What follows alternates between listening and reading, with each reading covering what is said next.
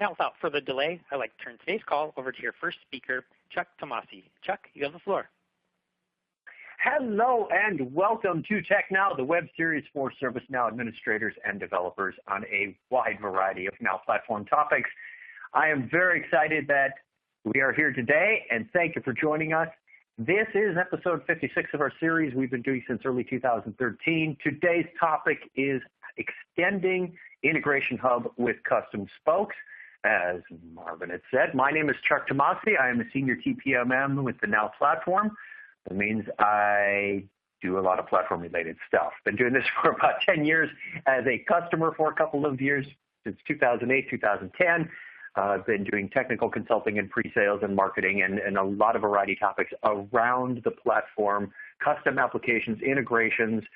Been to every Knowledge conference since Knowledge 10, and it is a wonderful thing. We'll talk more about the Knowledge conference in a little bit, but wanted to make sure that we get the maximum value of our content today. So I am going to turn it over for Kreg for his introduction. And there we are. There's my slide. I am a senior curriculum developer at ServiceNow. I've been here since 2014 to present, and I currently handle all the back-end infrastructure that we do. If any of you taken our labs that we present, like at Knowledge or any of the offerings, the classes that we offer throughout the year at ServiceNow, I handle a lot of that stuff on the back end and hold them up. My arms get tired holding up all those virtual machines all year round, but that's what I do. I've been a co-host of TechNow since 2016, and I enjoy podcasting, photography, and Linux. Not necessarily always in that order, but here they are. And I'll turn it over to Stacy. Hi, everyone. My name is Stacey Bailey. I'm sorry. Like Kreg, no problem. Like Kreg, I'm a curriculum developer focusing on the Now platform. I've been in this space for quite a while, going into my 10th year working with the platform.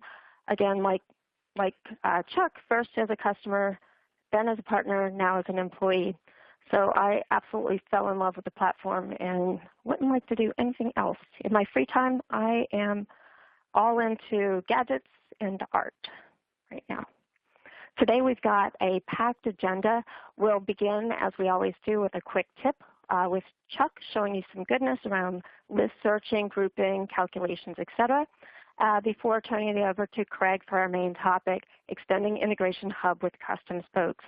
As Marvin mentioned, we will be doing Q&A. Enter that in the Q&A panel.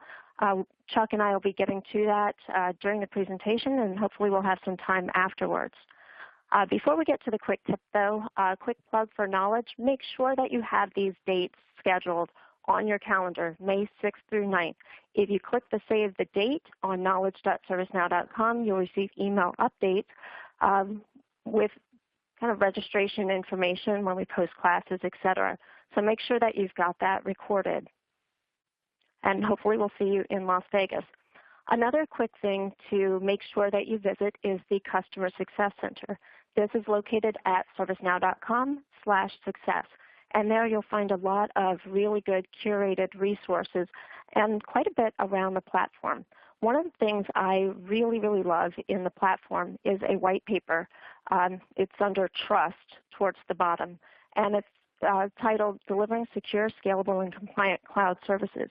One of the things that I really like about this is that it does an excellent job of explaining all of the different encryption options that we have available in ServiceNow, all the way from field encryption, edge encryption, on up to full disk encryption. So there's so much goodness packed in the 22-page white paper. Definitely check that out. Now we'll go over to Chuck for a quick tip. All right, thank you, Stacy. Good job. The quick tip I want to mention, give it a little prequel, that this is inspired by our community. As I go through our community, as I have done for the last few years, I pick up little tips and tricks from people who say, hey, how did you do that? What was that? Did you show me that shortcut?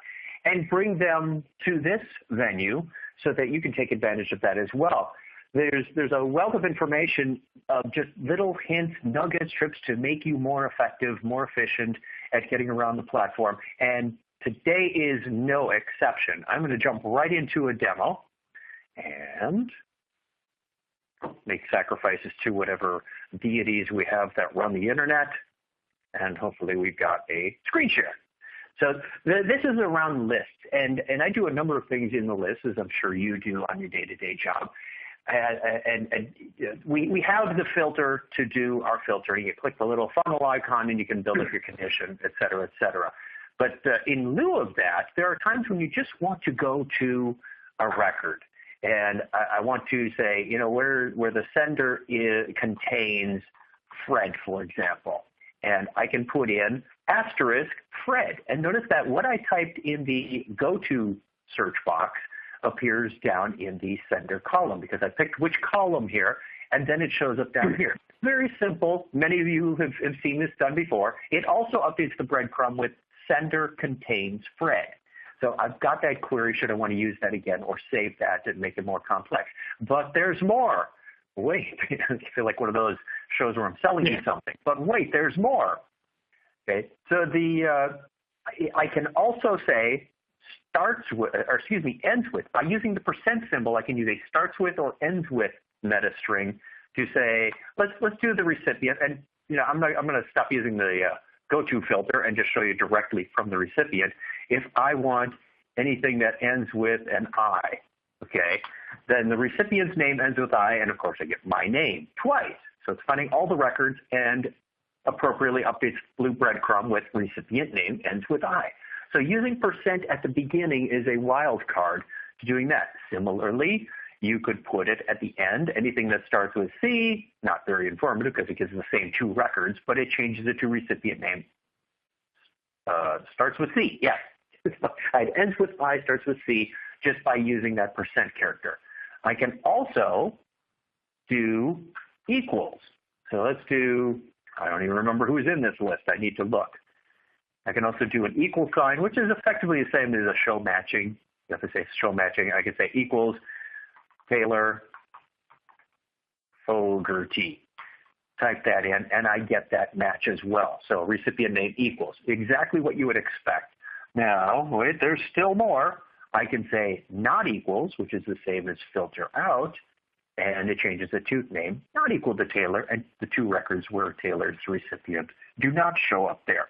And of course, once more, I could do maybe take everybody out who has an A in their name. I can say does not contain the letter A. Now that one looks a little kooky, but look at the breadcrumb. Recipient name does not contain A. Fred Letty is the only name in this list that does not contain an A. Why is this helpful? You may be looking for more than just names. You may be looking for short descriptions that have any number of characters where it not only contains email, but it might start with a certain prefix. And from a database standpoint, it's actually more effective to do with a starts with or it ends with than it is a contains. So think of all the permutations that it would have to check if a string was in another string. Okay, that's one. Now you saw me using this for the go-to filter, and it started out by defaulting to number. How do you know which column this crazy thing is picking? Because sometimes it says sender, sometimes these are all the columns that are on the list right now. Height, width, I've got a simple package here for length, width, column, height. And the default here, if you've ever wondered this, and I did when I was a customer, I said, how does it pick this? Sometimes it's sender, sometimes it's number. So it's whatever column you're sorting on. Notice that sender is blue and it's currently sorting in ascending order. If I click on number, the go-to filter changes to number. If I click on destination, the go-to changes to destination, so on and so forth. So one of those little mysteries that comes up in the community, and I said, you know what? Nobody ever explained this to me, and maybe no one ever explained it to you. The other thing that I want to show you, there's a couple more here. I don't want to spend a whole lot of time doing some foundational stuff, but you can also group this stuff together. If I wanted to, say, find out all the packages that are going to a specific destination, this menu underneath the column, if I click the destination column, I can group by the destination. Where are these packages going? I know that I have 2 going to this Georgia office, 1 going to Florida, 2 going to San Diego. So grouping is very helpful. And also, one of my other favorites that I love to use is, let's ungroup that. As soon as you group it, you can ungroup. Now, a lot of people haven't seen that before. They went, ooh, that's neat. The nice thing about that is you can now start deferring a lot of traditional reports. When somebody says, hey, I want to see a report grouped by this, like, go make it yourself. You can say it a lot nicer than that, but let people know that they have this ability to modify the list visualization for themselves. Now, another one that I like, and the reason I picked numbers out here for the height, length, and width and weight of a package is we have list calculation. If you go to your, again, I clicked on the menu on the column. I'll do that very slowly. I want to explain how to click this column, and I go down to configure.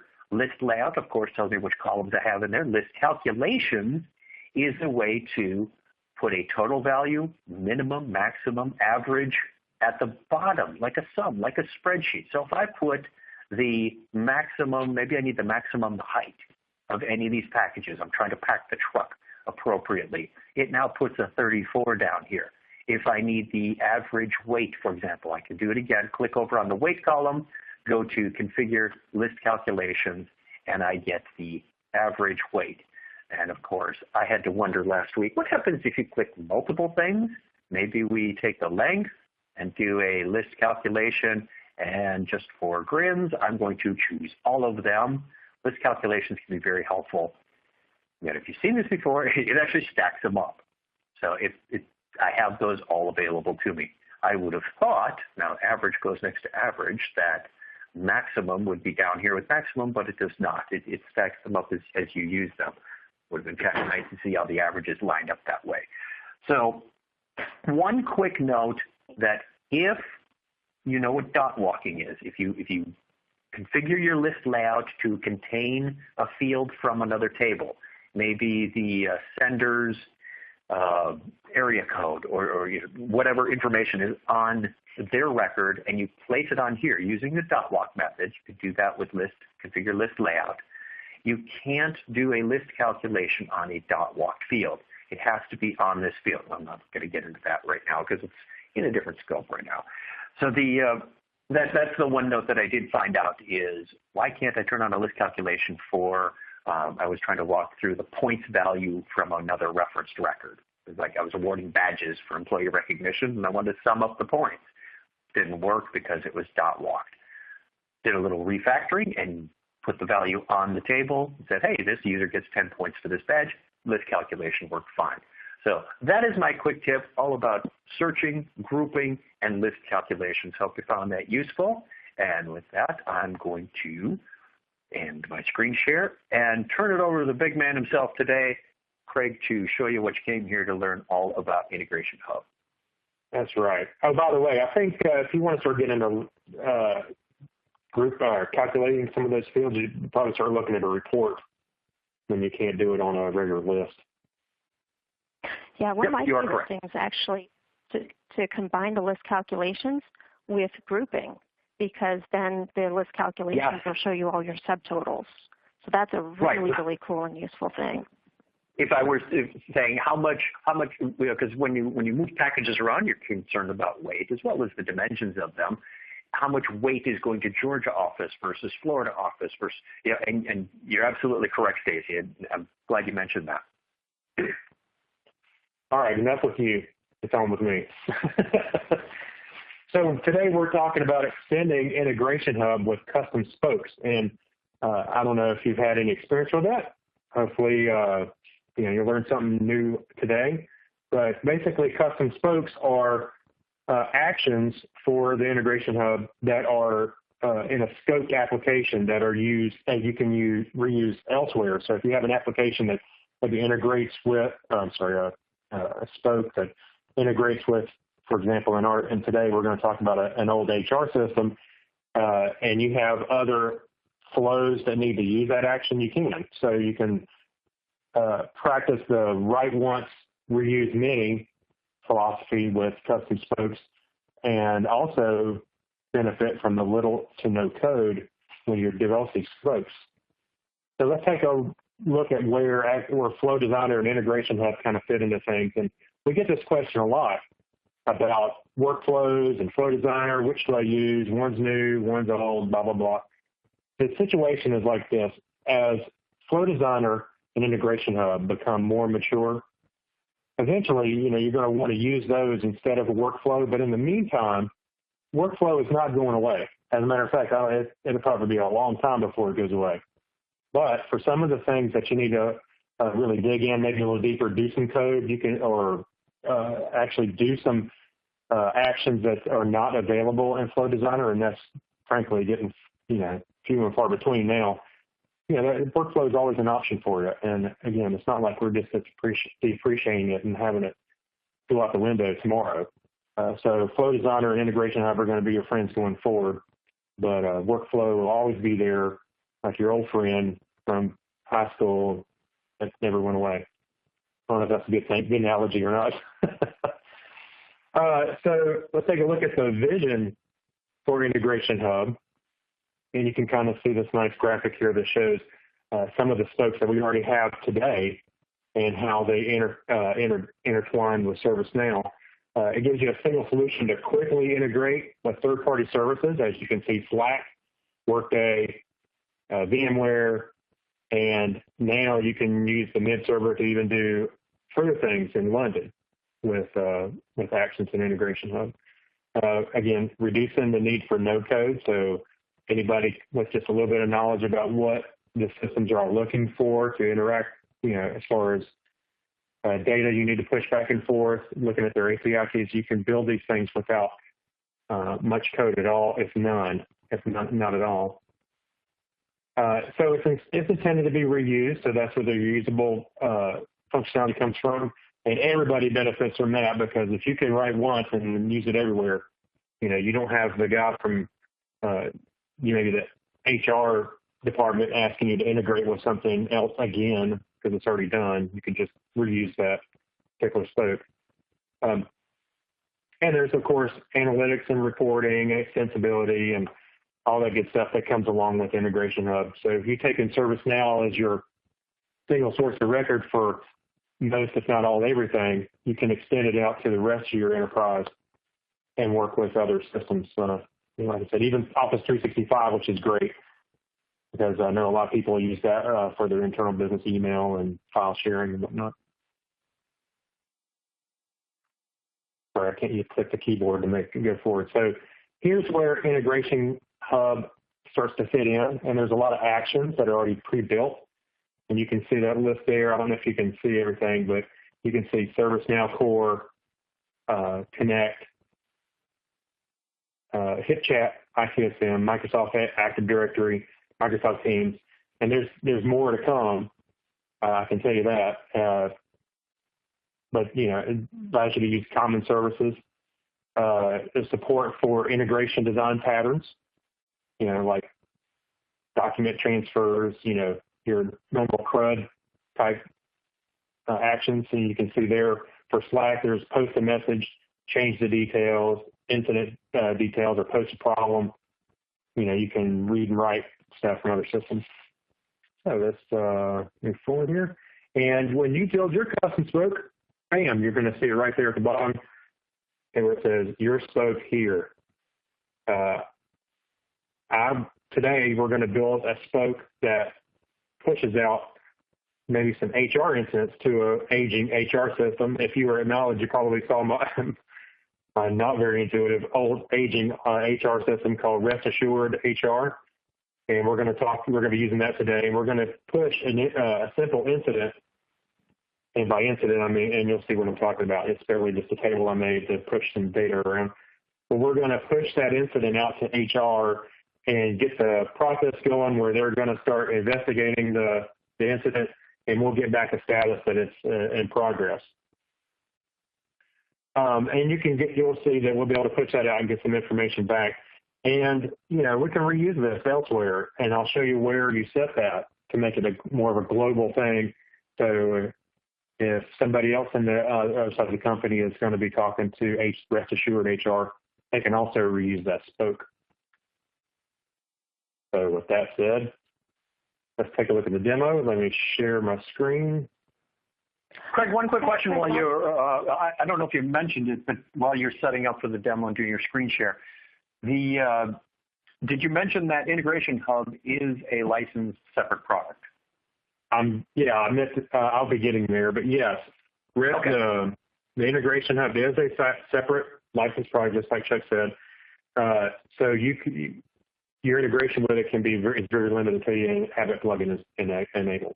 Yeah, Flow Designer, on the other part, is part of the platform. You can create flows. We want you to create flows. We want you to automate the processes with Flow Designer.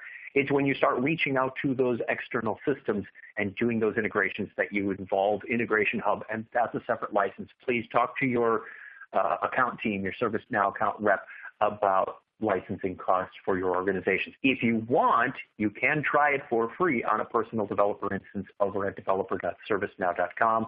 Get a free personal developer instance, turn on the plugin, explore it, test it, run it, do proof of concept, whatever you want to do there, and absolutely free of charge. So just wanted to throw that out there. Yeah. Also, since we mentioned the workflow GUI. The GUI, the workflow itself is also part of the platform. But when you start doing the orchestration, that's also licensed as well. So they're both a little bit analogous to each other. Okay, well, let's get started. So I'm going to show you, I've already pre-built the table because, nobody likes to watch somebody build a table and stick it on a record. So I made a table called HR Incident Reports, and I'll show you what that table looks like. So y'all can see my screen, I assume, right? Yes. Sure. Okay, just want to make sure. So I have an incident type, praise or non-praise. Hopefully we get the praise part. We can make notes, and it would get a status of pending, and of course there's the user record that this pertains to. Very simple table, and we will go into Studio and start building out our application. Now I've already created our scoped application. I'm sure you've seen this before. You just basically do create application, you fill in a couple of blanks, and you have your own application. I'm not going to go through all that, but I will start showing you how we're going to create the action. Now, this is where Studio comes in. We're going to create a couple of things, but we want to do the Flow Designer action. We'll hit create. And right here, we're going to give it the name, the submit incident, because that's what we're going to be doing, and we want the actions to make sense when we're doing it. Otherwise, you kind of get confused if you pick something that's a little arbitrary. Accessible from, this is where it's important. You can do it from this scope only, but only if you are trying to keep it all self-contained. If you want to be able to reuse these actions throughout ServiceNow. Kreg? Yes. I don't believe you shared all of your screen. You were just seeing the Studio screen. We're not seeing the pop-up. You know what? Hold on a second. Let me put that in a... Here, how's that? Much better. Thank you. Okay. That will pop up, confuse it. So we'll put in submit incident. Again, here's where I was talking about using a name that made sense, so you can clearly see what's going on later. Accessible from, all application scopes. You can set it to only this scope and nothing else outside of the scope can use it. So we'll use all application scopes so we can reuse this elsewhere in the system if we want to. Now, category is also kind of important if you have several actions for one application. So you can categorize them. And I'll show you. I will open it up and we'll make a new one. And I'll call this incident reporting. Incident reporting sign. And you'll see it has a category. So later on, when we choose what action we want to use in our flow, you'll actually see them broken out into different categories. So we may have another category called pay adjustment or something like that, and you would see that, and you would be able to choose that where it's applicable, but everything will be kind of broken out. We're not worried about protection. Application is under the rest assured HR. Oops, I forgot there you go. RE assistant incidents. They're good. I'm sorry, I already had pre-canned categories. Application, the rest assured HR, and we will submit this. And now that we have our action, we're ready to start building it out.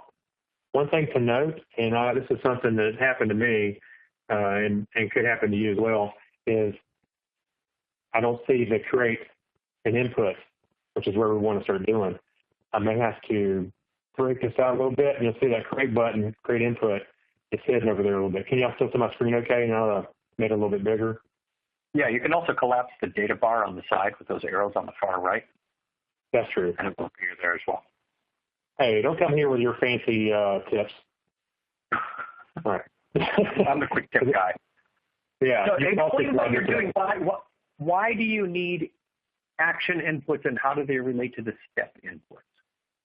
Yeah, so when we have an API, when we get, or the REST call, when we get to that point, so this is the input. This is the data we're going to be using, such as I'm going to have an API key, an API secret, what mode are we working with, like I'm doing an update, and some information actually pushing the record that we're talking about into here. Because if we don't do that, then...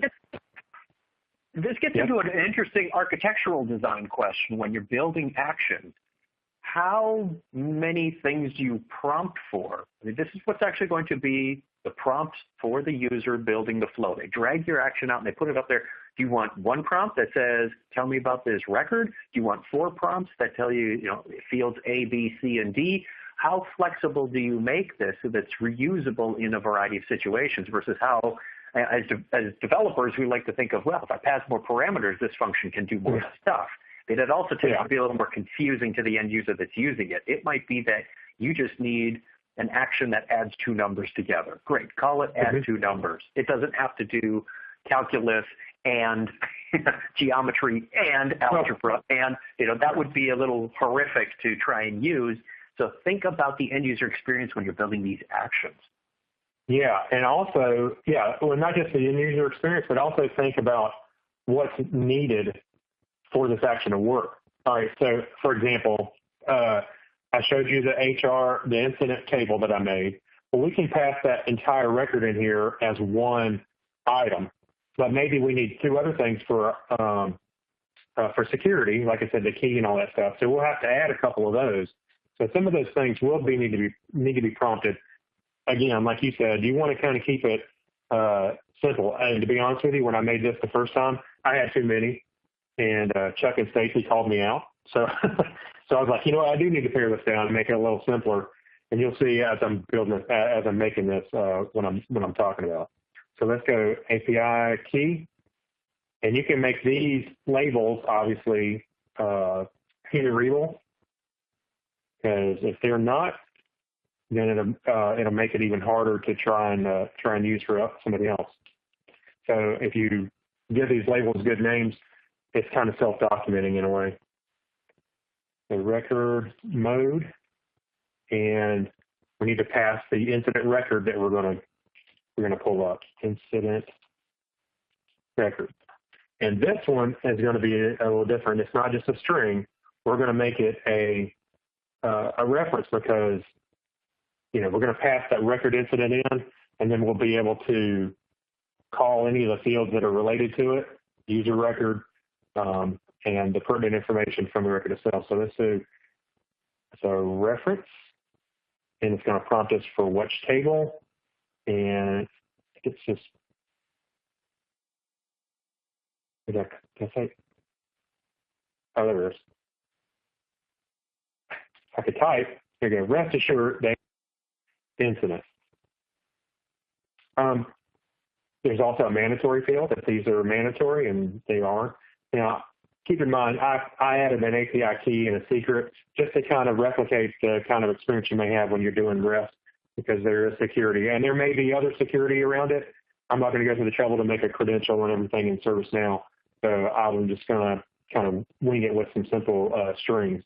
But you can make these mandatory, because if they're not there, obviously this would not work. I'm going to save that. Now that we have our inputs, we are going to add a new step. And you'll see we have lots of different options for steps. And we're going to do a REST step. And here we're going to, like I said, I'm going to kind of keep it simple for the demo today. Let me go pull up my notes because I have, let's see, base URL, HTTP, actually it's right. Let me grab this. This is the endpoint for our assured API, API.php. This is where we're going to send the data to. Again, your situation may be slightly different when you go to build out a real world one. Resource path, nothing. Let's get down, and we're going to start adding the query parameters. And this is where we match up what is needed on the API side to what data we have in ServiceNow. So they actually work together, they'll pair up and we'll pass the right data over. So here I'm going to put, let's say mode is one of the options we need in our API key, the incident type, the actual note, what's going on with this, employee ID, so we can make sure we're not talking about Chuck or Stacy, we're talking about Able Tutor. Employee ID and the secret and the key. Okay. And you got these from the API of the other application, correct? Right. So let's say, yeah, that's what I was going to get at. These are, say, these are in the API documentation for our HR, the rest assured system that we're using. And I've got them out of the documentation and pulled out. Excuse me? Is this a get or a post? This is I'm doing a get on this one. Okay. It depends on, you have to look at the documentation, but normally if you're putting data out somewhere, it's going to be a post. Right, and that's what has me confused, is because you called it submit incident, which implies from the name that I'm going to be posting something. Hey, so let's be clear, rest assured is not, it's not very intuitive. The developers were asleep on some things, so yeah, my method is the get, but depends on what you're doing. It could be a post, a get, a put, a patch, a delete. That's true. Every REST API is slightly different. Mm-hmm. Although yeah, go look at. When we're talking about using custom action to do like a ServiceNow to ServiceNow integration, one of the things that I found to be really, really great and intuitive with awake developers is exploring the API with the REST API Explorer that we have and pretty much looking at that side by side to figure out what values you need for the headers, query parameters, etc. So REST API Explorer is a great way to gather the information that you need to populate this REST stack. It is. And I think on the REST API Explorer, was it April? June? I think it was April we did our REST API Explorer episode. Seems like only yesterday. So, yes, the Explorer is great. Go back and look at that episode. Maybe you can put a link to it in the notes in the community for this show. So here we go. There's two ways to get this stuff over here. You can drag these over. Let's just drag the key, drag the secret, or you can use the pill picker, which sometimes it works great. Sometimes if you're digging in kind of deep, it takes a little practice, but you can get into it. So mode, this is record mode, incident type. Let's go dig down. There's incident type. This is, again, from that table that we created, or I created earlier. Note. Actually called notes. Drop that in there. And we need the employee ID, so we got to go dig in a little bit and get the employee number from the employee record that's attached to that record. And you can see here's how we're talking about. Employee ID is needed from HR, the rest assured HR, and yet we call it employee number in ServiceNow. Not all developers are created equal. So let's save that. Now, what we need to do is we need to return the data. So the outputs. The output, we will call this, we'll create an output. Let me close that up. We'll call it status. And for this one, we want the status code. I think that's what I chose before. Let me take a look. Yeah, there was a response body actually. So this will give us a code back of what our message is back from a rest assured HR. So in this case, we'll see that it's now in process rather than a pending report thing. So let's save it. Hey, Kreg. One of the things. Yes, ma'am. Excuse me.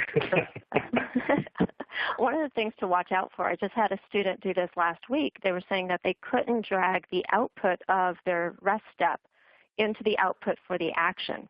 And what had happened was they had defined one variable, like output of the rest step as an integer, and then the output of the action as a different data type. So ServiceNow will do some checking there. So we have to make sure that when you're mapping those, that you have compatible field types. Excellent point. Yeah, the same thing for the inputs as well. I did that myself when I was trying to do a simple math action. I was just taking two numbers and add, subtract, multiply. And I had to find the inputs as floating point because I wanted to return a decimal portion of the division. And you can't drag integer fields from, say, the incident table to a floating point input on an action. It doesn't work. So, yeah, make sure your data types match. That's very important. Okay. Right. And one other thing, too. Before we get to the rest step, if we're passing in a lot of fields from another record, like an incident or a user record, we've got to pretty much stringify the heck out of those before passing them into the rest step. So that was another hard lesson learned last week on my part. Yeah. Yeah, the old stringify. Yeah, that's, well, even coding, that's bitten me millions of times. I'm like, why am I not getting fields? Why am I not getting this data? Stringify. Okay, so now that we've got everything, we got the status coming back, we got the inputs and the rest stuff, everything, we're going to publish it. If you don't publish it, it will not be available to anything. It'll just be sitting there as a safe record, and you wouldn't be able to use it. So now let's go build a flow. So I'm going to do this from here rather than going to Studio because of the pop-up issue. But you can go to the Studio and create an application and do flow and just hit create. I don't want the pop-up, so I'm going to do it from here if you don't mind. New flow. And we're going to call this flow the report incident. Application rest assured, which is correct. Let's submit. And we're going to create a trigger. So when a record in that table, in the HR table, incident table, is going to get created, we're going to send it over. So record created, it's going to prompt us for what table we want to use. In just a moment, it'll come up. Oh, I'm sorry, it was waiting on me. HR incident report. And the additional status, we want status is pending. So when I create a record and the status is pending, it'll send it over, it'll kick off the flow. So we'll say done. What action we're going to take? Add an action. And if you look right here, there you go, rest assured HR. And you can see where it says RE incidents, submit a record now. Let me just a moment. Make sure I'm looking at the right one.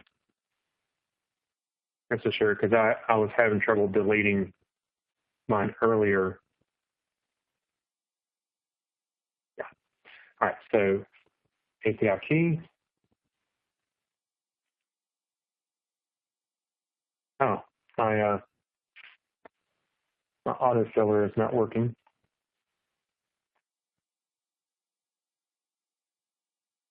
key, secret. We're going to be, the record mode is update, and here's an example of where we can reuse this action and maybe give it a different parameter like, you know what? I'm sorry, I'm going to back up. I'm using the wrong one.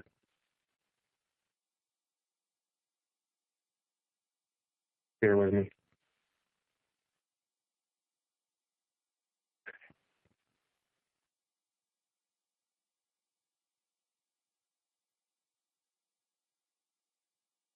Trigger created.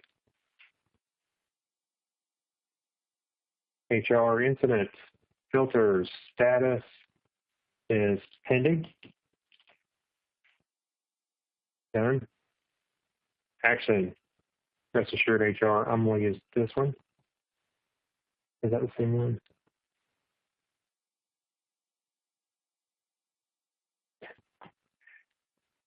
All right, let's just go with it.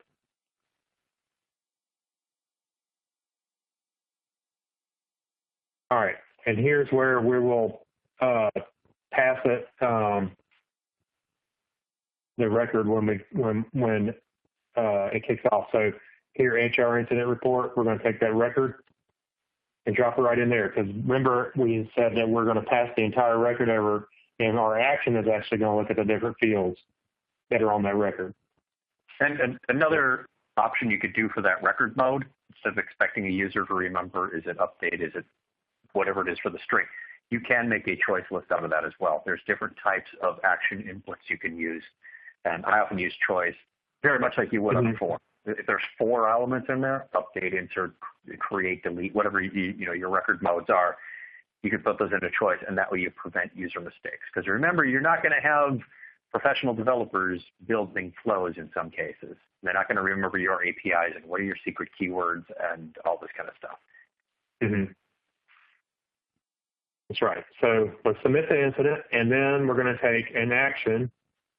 We are going to, ServiceNow, we're going to update record.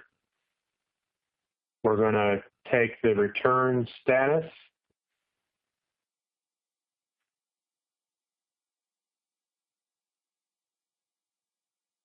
I'm sorry, record. Trigger is the record, table, field, status is going to be return status, which, you know what, I think I couldn't delete my previous stuff, so I think my problem is I'm using the wrong action. All right, let's activate it and find out. Okay, so our flow is successfully activated. Now, there's a couple ways you can do this. I want to let you know, you can do a test. I don't have a record in there yet to do a test with, but you can do a test. And if we had records, you could select one and run a test. So this is great for you to reiterate your test over and over and over till you get it right. That is hugely valuable. So let's go to Able Tutor. And we'll go, he's been non-praised, stealing pins from the workplace. Terrible thing, man. So let's submit it. And then if we go down here, open the record, and we should see this come back as submitted. Here we go. So I will go to our HR system, and we're going to view his employee ID record. And of course, it didn't show up in there because I think I used the wrong action. Do I have time to fix it? You got a couple minutes. If you can fix it in a couple minutes. We always learn a lot from debugging, don't we? Yeah, that's right. Add a notation. Add an action. Rest assured. Here we go. E. Secret.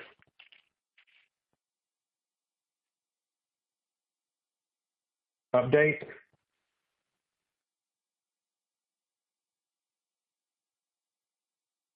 Done.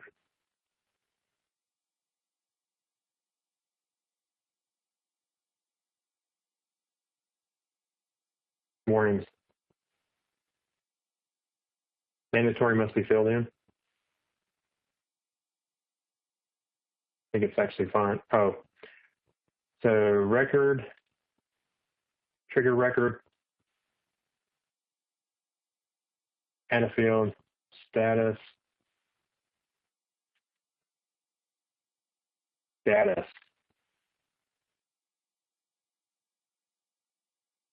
Done.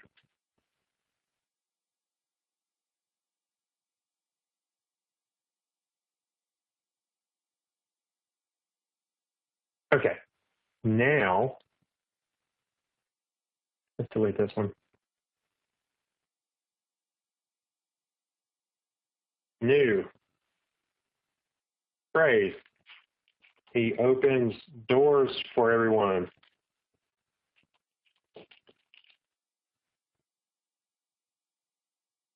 All right, so let's see. Open record. Pending. Submitted. Take a look. There we go. So it's infinite type phrase, and it came over. He opens doors for everyone. And of course, the return value that we got was submitted. And there you go. That's how you make a custom spoke. It's just basically make a scoped app with actions that are global for everybody, and you can reuse them across your system. Ta-da! One tip that I did learn recently about naming your spoke, when you create that new app in Studio, if you put the name spoke on the end, it's a little more self-documenting, and the name spoke will not appear in the actions dropdown. So if I called mine, for example, go back to my example that I was doing last week, Chuck Math Spoke. As I go into Studio and it says, well, do you want to call this new application? I say, I want to call it Chuck's Math Spoke. By putting that in there, it will show up in the Actions menu on Flow Designer when I create the new actions and categorize them and do all that cool stuff. It will just show up as Chuck's Math. So it's sort of a freebie to identify which applications are used specifically for spokes versus full-blown applications, for example. You mean right here? Take care of that. Like, No. When you go into Studio and create the application, you say, I'm going to create an application. You did not do that step. Right, I understand. Okay, when you create your application. You already have, you had this application already built because you had a table in there. Mm-hmm. But when you first go into Studio and say, create application, it says, what do you want to call it? And I'll give you a scope name for that. Right, okay. Well, there you go. Yeah, so Rest Assured HR, but you could have done Rest Assured HR Spoke. And based on one of the questions, too, we've got a question. Does a scoped app have to be created when creating a new spoke using the Integration Hub? We definitely wanted to have some kind of tongue twister about this, but yes, all new spokes have to be done in custom scopes. So you can't have a spoke that's deployable without having a custom application scope. Okay, that's good to know. So I think that's about it. Do y'all have anything else to offer, questions that came up or anything? We have a question from the Q&A that says, what are the best practices for something like the example in this demo using business rules workflows versus Flow Designer? I already answered it, but I'm curious to hear what your thoughts are, Craig. All right, repeat the question one more time. I'm trying to follow along. What are the best practices? If you're going into an example like this, now, older ServiceNow developers are familiar with business rules. They trigger on database updates. Yeah. Workflows, you can also trigger those in a number of ways, but that's the more classic way of doing things. When would you decide business rule, workflow, Flow Designer? What are your thoughts and decision-making process for which is best where? If I would probably say to start off with, no code is probably the easiest way. As long as you can get it done with no code, I would use Flow Designer. And if you needed something more complicated to like process some data, I would probably look at the business rules at that point, maybe even the workflow, depending on how complicated it is. Although you can pretty much do, I would say, 85–90% of what you could do with a business rule or workflow, but the Flow Designer is going to be more maintainable by others coming behind you, to make changes. Exactly. It also enables you can use delegated development with it. So if you're deploying it with a scoped application, you can use delegated development and say, here, you get to play with Flow Designer. I would not turn a no-coder or an inexperienced person loose on graphical workflow or business rules. So that being said, it's a better way to extend your development capacity, your resource pool, if you will, to do that. I recently had an experiment where I wrote, being an old-timer in ServiceNow, I wrote about 150 lines of script include functions to update this record and do that and look up if this exists. I replaced it all with one flow. I took all that code and threw it out the window. It took me probably 2 to 3 hours to write and debug and perfect that code. It took me about 1 hour to write the flow. And that included a custom action just to add 2 numbers together. And that was crazy fast. So it's faster to develop, it's easier to debug, it fulfills a lot of the same functionality. So take a look at it, use it first before your brain immediately goes, oh, this is a business rule because I'm updating a record. Not necessarily. So I'm going to submit an incident. Chuck Tomasi waste time at ServiceNow without using flows. Okay. It was a Saturday. My God. Yeah, Stacy, what were you going to add? I was going to echo that. I had the same type of experience. I was developing an application to manage feedback across multiple ServiceNow instances, and it was, hours and hours and days of script includes and code versus just like an hour and a half to get it totally nailed down using Action Designer and Flow Designer. But that brings up a very good point, too. It's all about the reuse. And we've seen that there are more spokes available in London versus Kingston version of Flow Designer and IntegrationHub. And that seems to be expanding with all of our core business applications kind of releasing their accompanying spokes. We see that with ITSM. Chuck, is this something that you can talk to about additional integrations? We saw the press release about a box integration coming up for IntegrationHub. Where are those things going to be published, and where should everybody look for those? Aside from the press releases, I would look in the documentation first for Flow Designer, IntegrationHub on docs.servicenow.com. If there are no links to, say, Box or whatever, I would just go to the main corporate website, and we'll have the press releases there as well. So that's usually where they're going to be announced first is, hey, we've got this integration with Box, for example. And the one between Box and DocuSign, I think, is huge because now you can have a document management system that integrates with Box and does all these signatures and approvals and authorities. And to think about the power you get out of ServiceNow workflow, ServiceNow as a record management system, Box as a document management system, and then e-signatures from DocuSign. It boggles the mind sometimes, and there are more, as you saw in Craig's earlier slide, more coming. I don't have release dates or anything on any of that information at this point. Well, hopefully there's more coming because you're going to build some. Not you in particular, but for the listener. Yeah, and I think we are starting to see IntegrationHub Spokes being published in the ServiceNow store at store.servicenow.com as well. So that might be another place to take a look at what's available. You bet. Yep. There you go. We had another question in there that said, does Flow Designer commit updates when testing the flow, or does it just show what the results would be? Craig, you care to answer that? When you hit the test, I'm sorry. What actually happens behind the scenes? It actually asks you what record. So, give me to show you real quick. if you like. It wasn't so much picking the record, is because that skips the trigger. It doesn't run the trigger. You don't have to wait for the record to simulate that. When it runs the actions, is it saving that data? When I say update this record and do this lookup, is it doing that? Is it affecting the real underlying data, or is there some sort of rollback like there is with ATF? Well, no, it will. What will happen is it doesn't actually submit the data again, but it'll kick off the workflow against that record. And then, like, for example, you saw my status field. It will get affected once the test is right. Right. So to clarify, it does affect the underlying data. If you have an update record action, it's going to update that record. Right. At the end, that's right. So, I'm sorry, that's correct. So when you create a record and then it kicks off the flow, that's one thing. But if I already created the record, you can use the test and just kind of retest it on that same record, and it will update it just like it would in the real world experience, or the real live experience, I should say. Anything else, Stacy? Nope, I think that's good. All right.